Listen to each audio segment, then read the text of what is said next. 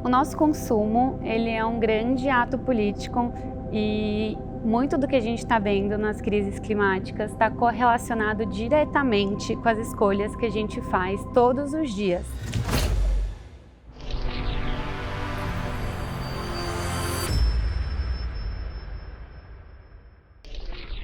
Olá, sou Helene Gritzapis e é um prazer estar aqui com vocês em mais um episódio do Green Talks, uma iniciativa pioneira que discute o papel fundamental da tecnologia na promoção de um futuro mais sustentável.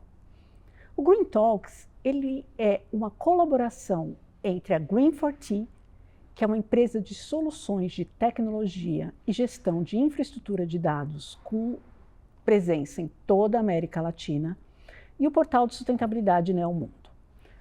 Hoje a gente vai falar sobre como as tecnologias sustentáveis podem impactar, de forma positiva, obviamente, a cadeia de produção e consumo. Para isso eu tenho aqui conosco a Marcela Zambardino.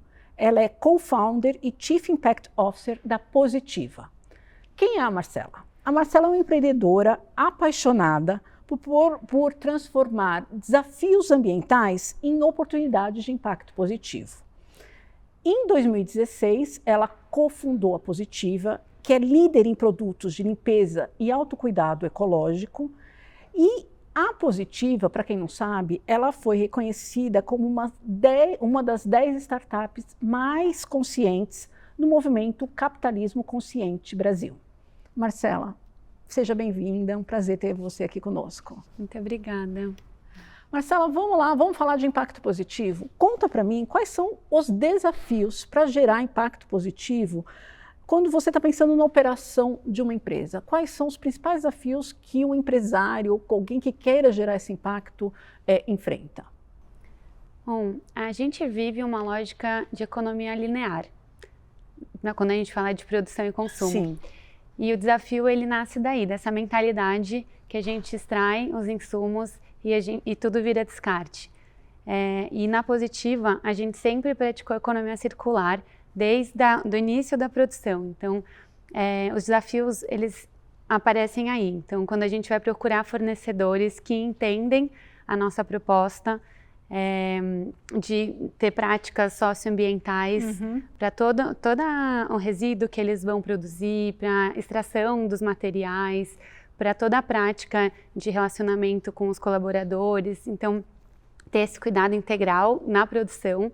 Depois disso, a gente vai olhar para as formulações e aí no começo a Positiva ainda não era indústria, então a gente teve um desafio grande de encontrar essas indústrias que topavam fazer uma formulação com a mentalidade circular e prezando principalmente pela saúde das pessoas.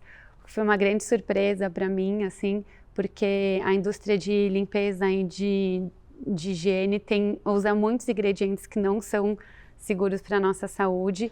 E aí falar sobre isso e sobre fórmulas veganas foi um grande desafio, isso no início. Hoje em dia, quem achava muito criterioso entrou na onda e está fazendo a mesma coisa, ainda bem que a gente evoluiu nesses 10 anos. E aí, por fim, tem a parte da embalagem, né, que é um desafio ainda muito grande, a gente conseguir embalagens que são de verdade recicladas e recicláveis, ou que elas são compostáveis, e encontrar essa informação correta ainda, poder confiar, né, nos laudos, no fornecedor que está vendendo aquilo como compostável, biodegradável, ainda é um grande desafio, porque ainda tem soluções que não são 100%. Você está falando que elas se vendem como 100% compostáveis, por exemplo, e não entregam E como você sabe, como você vai ter certeza que aquela embalagem, por exemplo, ela é biodegradável, compostável? Então, esse é um dos grandes desafios também. E o caminho que a gente encontrou foi se unir às universidades para poder fazer testes que analisam o material, né, que a gente consegue entender do que ele é composto, para entender o nível de biodegradabilidade dele e em qual condição também ele vai se decompor e conseguir ser um pouco mais específico. E aí também entender que no Brasil a gente tem uma gestão de resíduos ainda muito diversa, né, dependendo do estado, e a gente vende para o Brasil todo. Então, como é que eu crio uma solução que a maioria das pessoas do Brasil vão conseguir, de fato, fechar esse ciclo? Na Positiva a gente sempre entendeu que a responsabilidade de fechar o ciclo é da empresa que cria o produto. E não do consumidor. E não do consumidor. Tá. Então, você está falando um pouco dos desafios. Aí me explica um pouco do papel da tecnologia na transformação dessa cadeia, porque é uma cadeia longa, quando você olha a produção até chegar ao consumo. Qual o papel da tecnologia aí? E principalmente uma tecnologia sustentável. A gente está falando, obviamente, de tecnologias sustentáveis. A gente teve muitos avanços nesses últimos 10 anos quando a gente fala de formulação e embalagem. Realmente, há um tempo atrás, era muito mais difícil encontrar aqui no Brasil e soluções acessíveis, né? Porque às vezes você encontra a solução, mas é um preço muito elevado e aí quando você vai levar isso na ponta para o consumidor, pode até ser uma solução maravilhosa para a natureza, mas para o bolso ainda não é uma opção, né? E aí a gente não consegue viabilizar esse impacto. Então, a gente vê assim, o avanço da tecnologia para as formulações muito grande na parte de origem vegetal e mineral. A gente conseguia eliminar petróleo das formulações, isso teve um avanço muito grande e em termos de preço também, né, está cada vez mais possível. Acho que foi uma demanda do consumidor, né, uma tendência aqui de consumo que veio para o Brasil. Que começou, né, nos nossos estudos com alimentação, de orgânicos, e acabou indo para os cosméticos e chegou nos produtos de limpeza. E a gente está conseguindo viabilizar isso em formulação. Na parte de embalagem, também acho que teve muito avanço em tecnologia, mas eu sinto ainda... Alguma tecnologia específica? Eu acho que na parte de embalagens, eu tenho uma crítica um pouco maior às soluções que a gente tem ainda. Existem tecnologias de embalagens que são feitas a partir de amidos, que são muito interessantes, mas tem esse ponto da condição que essa embalagem precisa estar para esse material se decompor. Entendi. Né, que o ideal seria que a gente, por exemplo, uma embalagem compostável, a gente tivesse pátios de compostagem numa temperatura tal que acelera aquela decomposição. Não dá para a gente descartar essa embalagem assim e achar que ela vai em 180 dias desaparecer. Então tem esse problema de informação ainda. A tecnologia acho que avançou bastante para criar um bom produto, mas a solução do sistema que a gente vive para esse produto se decompor no ambiente correto ainda não tem, né, para a maioria das pessoas. E é isso, eu acho que... Mas aí você entende que é uma questão da informação que não chega para o consumidor? Eu acho que tem um problema de informação, assim, que na parte de embalagem eu vejo que tem muito greenwashing acontecendo. A gente tem as soluções oxi-biodegradáveis que quebram em micropartículas os materiais. Tem os bioplásticos que eles têm plástico na composição e muitas vezes isso não é dito, então você tem que conseguir identificar qualquer... Então assim, a tecnologia está avançando, mas ainda eu acho que a gente não chegou no ponto que a gente precisaria de embalagens que são de fato uma solução.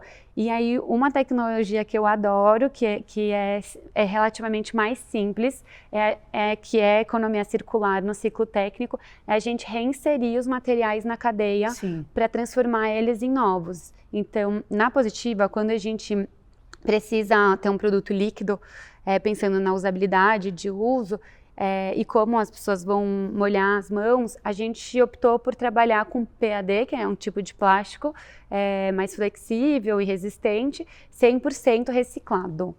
E aí, por ele não ter mistura de material, ele é reciclável. Então, essa solução, essa tecnologia de trabalhar com polímero reciclado, eu gosto muito. Entendi. Porque ela gera valor para as cooperativas, né, que hoje são grandes responsáveis pela coleta de resíduo no Brasil, e aí a gente consegue eliminar esse resíduo que a gente gera da natureza, já que a gente ainda não tem uma destinação muito correta, né?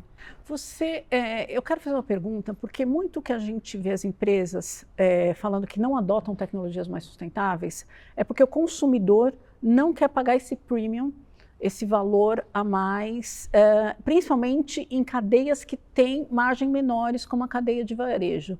Tua experiência, como é que é a experiência, você está na contramão disso? Bom, a gente nasceu para fazer diferente, senão não precisava ter mais uma marca de produtos de limpeza.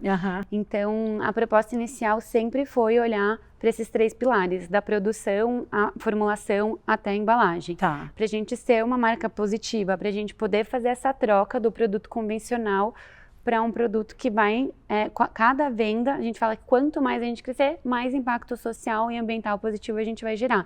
Então, investir em inovações sustentáveis foi uma premissa básica para a gente, assim.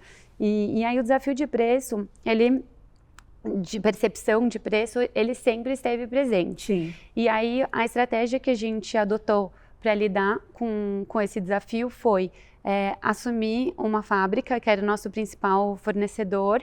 Então, de 2016 a 2020, a gente conseguiu conquistar um público que a gente chama de ecoativo, que são as pessoas que de fato pagam a mais por esse prêmio verde, porque reconhecem o serviço mesmo que a gente está fazendo, não só de oferecer essa solução, mas também de movimentar o mercado, né? As multinacionais e outras marcas que nascem seguindo a mesma linha que a gente. Só que a gente chegou num ponto que a gente percebeu que mexer em preço era fundamental para crescer. Tinha muita gente que queria consumir produtos mais sustentáveis, mas não tinha condições. Ou então a questão de valor ainda não foi elaborada ainda, e para a pessoa fazer a aquisição do primeiro produto, ela precisava confiar um pouco mais na marca. Então, são pessoas que estão mais em transição, que a gente chama de ecoconsiderador, como a pesquisa da Kantar indica.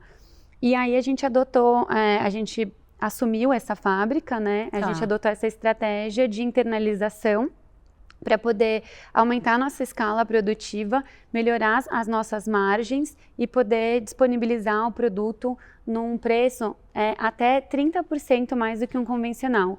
Então, hoje, 62% do nosso portfólio, que são 65 produtos, eles estão já dentro dessa estratégia. A gente conseguiu lançar na fábrica produtos que já nascem com essa composição de preço, mas dentro de todos os valores que a gente tinha estabelecido, e eles estão no mesmo preço na gôndola ou no nosso site que as grandes marcas. Que as grandes marcas, isso, que o líder da categoria. E aí isso fez a gente dobrar o nosso volume de vendas. Entendi. Então, de fato, o preço ele é um ponto muito sensível, né, para a gente escalar os produtos sustentáveis, e a gente mirou nesse ponto para poder alavancar o negócio. E foi muito bom, porque tanto internamente para a equipe, muitas pessoas adoravam os produtos, mas às vezes os familiares também tinham essa resistência com o preço. Então, essa parte de tornar mais acessível, de democratizar o produto, é muito interessante, porque você tira esse estigma de sustentabilidade que é elitizada, que é cara. E a gente está muito contente assim, com a repercussão mesmo na comunidade, os comentários. Era um pouco frustrante, eu estou à frente do marketing desde o início, e a gente fazer um trabalho incrível, cuidadoso, e aí, sei lá, compartilhar, e as pessoas, legal, mas que pena que é para poucos. Né? Agora vamos falar da análise do ciclo de vida. A gente sabe que a análise é um passo fundamental para você entender o impacto positivo que você vai ter do seu produto. Explica isso, como você vê a análise do ciclo de vida quando você está falando de uma tecnologia já sustentável? Como você posiciona essa análise? Bom, a gente montou um time interno de tecnologia, que são pessoas que estão muito a serviço de fazer o impacto socioambiental real acontecer. Assim. E aí a gente criou a nossa metodologia interna de análise de ciclo de vida, com os aprendizados que a gente foi tendo com os nossos parceiros, fornecedores, conselheiros. Que tipo de aprendizados? Então, a gente foi... Na parte de embalagem, a Positiva sempre estudou muito. Eu, particularmente, sempre tive o hábito, e foi uma cultura que a gente instaurou interna, da gente sempre consultar as cooperativas de reciclagem antes de lançar um produto. Então, quando a gente olha para ciclo de vida de embalagem, a gente consulta muito o impacto da extração desse material.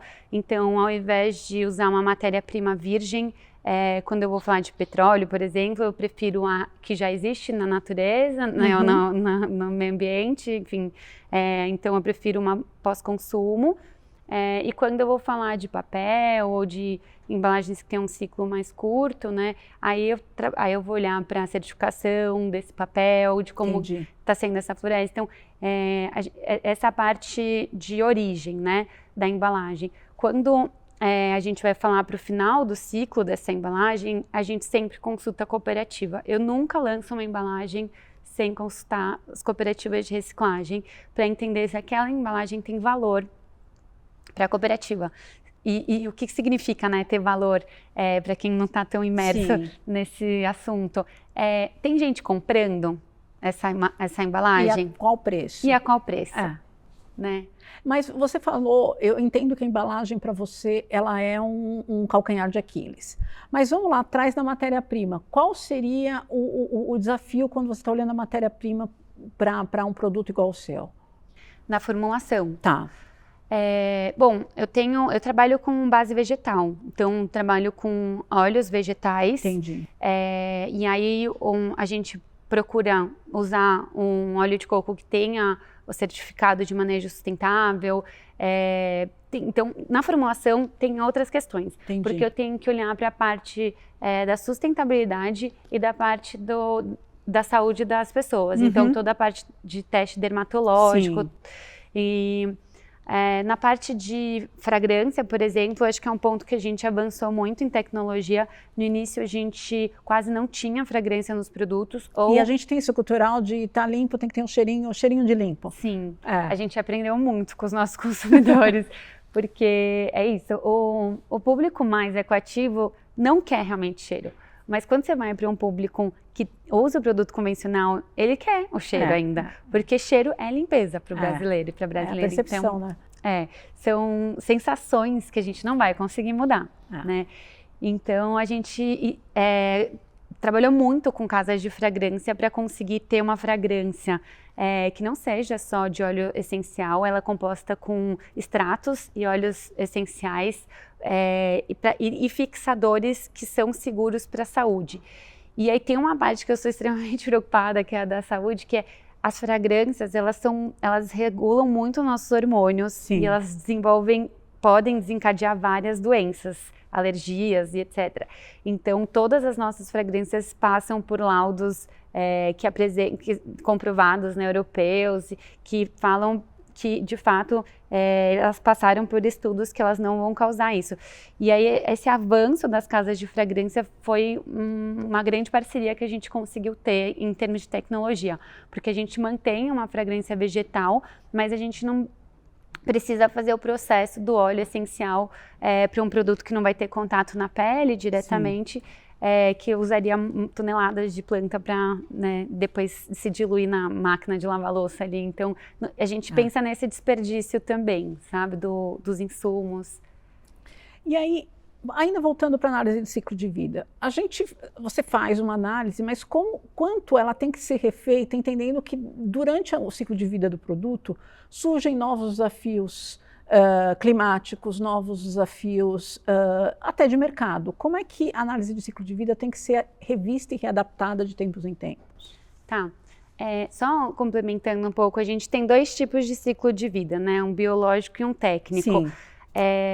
E aí, com a crise climática cada vez com eventos frequentes, né, mais curtos, aí, a gente começou esse ano a ter que tirar produto. Na pandemia, a gente já começou a sentir o impacto mais no fornecimento de embalagens. Entendi.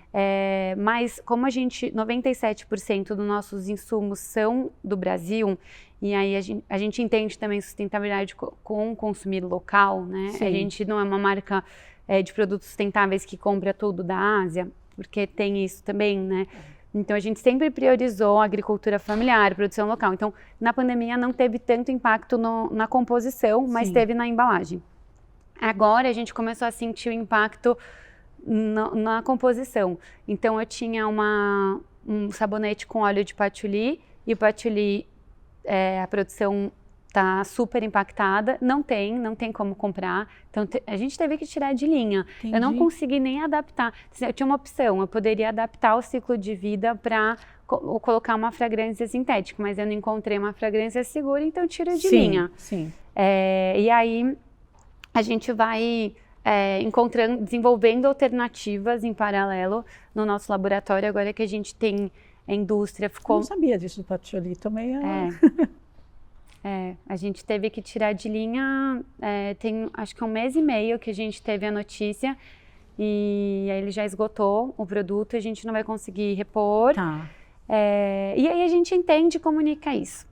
E a gente comunica porque é essa nova realidade também. Também.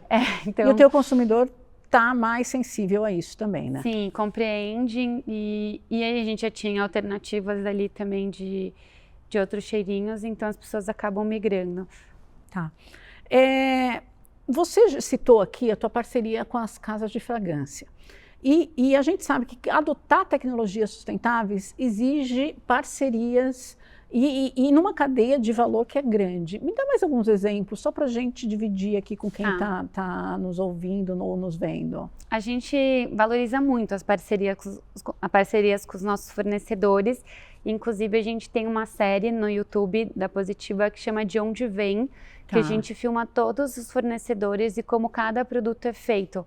A gente valoriza muito essa transparência e essa colaboração, de fato, que precisa existir para poder desenvolver essas soluções, né? A gente não faz nada sozinho.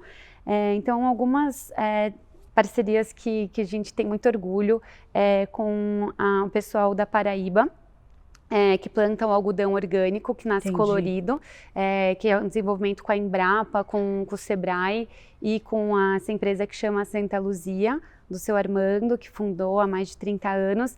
E aí a gente compra esse algodão que é plantado sem nenhum tipo de agrotóxico, e a gente desenvolveu os nossos panos, todos os panos de prato, flanela, pano de chão, são feitos a partir desse algodão. Esse produto é um produto que vem acabado pra gente, é uma parceria exclusiva da Positiva, e desde que a gente começou a comprar esses panos, a gente já conseguiu aumentar a área de plantio 4 vezes. Isso é super importante por conta da biodiversidade, né? Porque essa semente, por conta do algodão convencional ser um grande commodity, ela estava sumindo. Sim. E aí ela gera um impacto socioambiental incrível ali. Outra parceria que a gente tem muito orgulho também é das Buchas Vegetais, que é uma família agricultora no norte de Minas que está com a gente desde o começo. A gente, para esses pequenos produtores, a gente já gerou quase 2,7 milhões de renda. Caramba! E a compra é direta, não tem ninguém interceptando. Foram mais de 350 mil buchas vegetais que substituem a esponja de plástico de lavar louça, que a gente já comprou dessa família. E esse impacto é muito lindo, assim, porque quando a gente estava desenvolvendo o produto, eu visito todos os fornecedores pessoalmente, porque é um prazer, não é uma obrigação. E aí, quando eu fui lá no sítio deles, enfim, eles tinham muito potencial para aumentar a produção. E aí, quando a gente foi gravar essa série em 2022 lá, foi muito lindo ver o impacto da compra da Positiva, né, naquela área, e sem impactar também o estilo de vida deles, né, porque a gente respeita muito. E aí, como a gente cresceu muito, a gente acabou desenvolvendo outros fornecedores como eles, em vez de também mudar muito o estilo de vida deles, né, que estão bem ali na roça do jeitinho deles. Eu gosto muito de trazer também exemplos da natureza, como da bucha vegetal, do algodão, como tecnologia, porque tem muita tecnologia ali, tem muito conhecimento, né? E para finalizar, Marcela, você já compartilhou com a gente muitos cases, mas eu queria saber qual foi o maior aprendizado nessa tua trajetória trabalhando numa cadeia tão desafiadora como é a cadeia de consumo. Qual o maior aprendizado ou os maiores aprendizados? Bom, é um mercado com muito vício e precisa ter muita resiliência para a gente reeducar o consumidor Então, investir numa comunicação educativa foi um grande aprendizado para mim. A informação não está disponível. Não. As pessoas não sabem o que elas estão consumindo. O consumo do varejo, ele é feito com muita estratégia para você tomar decisão no impulso e na emoção. Infelizmente, não é o principal objetivo das empresas oferecer um produto que cuida da saúde das pessoas, né? Não estou nem falando de meio ambiente aqui, né? Apesar de ser uma coisa só, mas... Então, eu acho que tem esse desafio, sabe? Muito grande. Quando a gente vai para o varejo, é um desafio do varejo físico. Sim. É um desafio ainda maior. Então, a gente ter começado no e-commerce próprio foi um grande acerto. Para a gente poder criar essa conexão direta com o consumidor, com a nossa comunidade mesmo. Essa comunidade, inclusive, ela investiu na gente no ano passado, né? A gente optou por fazer uma estratégia de captação, que é outro grande desafio para empresas que estão começando, que é aquela modalidade de equity crowdfunding, e foi um grande acerto também. Explica para quem não está familiarizado com esse conceito o que ele é. Tá. O equity crowdfunding, ele é uma forma de você abrir publicamente para as pessoas poderem investir e se tornarem sócias. Então, elas compram ações da sua empresa e aí isso é feito via plataformas especializadas e tudo regulado na CVM. Então, a gente tem que apresentar toda a documentação da empresa para mostrar que é uma empresa que é super segura, que tem uma governança, que tem práticas responsáveis. Então, isso traz muita credibilidade, né, muita transparência. E aí a gente atraiu esses 188 investidores, sendo que 80% eram nossos clientes, para investir no negócio. E eu estou contando isso porque eu acho que esse foi um grande aprendizado, assim, entender que quem consome o meu produto está querendo ver o negócio dar certo. E eu preciso de muita gente para fazer dar certo, né? Não vai ser sozinha, com meus sócios, com a equipe. Precisa de uma comunidade, uma grande comunidade para a gente conseguir fazer essa transição que todos nós aqui queremos ver, né? Muito bom. Muito obrigada, Marcela. Algum recado adicional que você queira dar para quem está nos ouvindo ou nos vendo? O nosso consumo, ele é um grande ato político e muito do que a gente está vendo nas crises climáticas está correlacionado diretamente com as escolhas que a gente faz todos os dias. Então, olhar para o pãozinho que está no café da manhã, olhar para o suco que a gente está tomando. E a pergunta que eu convido as pessoas que estão ouvindo a fazer é: de onde vem? De onde vem que você está consumindo? Para onde que você quer que vá o seu dinheiro? O que que você está querendo ver prosperar? Bom, com esse convite da Marcela, a gente encerra aqui mais um Green Talks. Eu espero vocês no próximo programa. Não deixe de curtir, seguir a gente lá nas redes sociais da Green4T e da Neo Mundo. E até o próximo programa.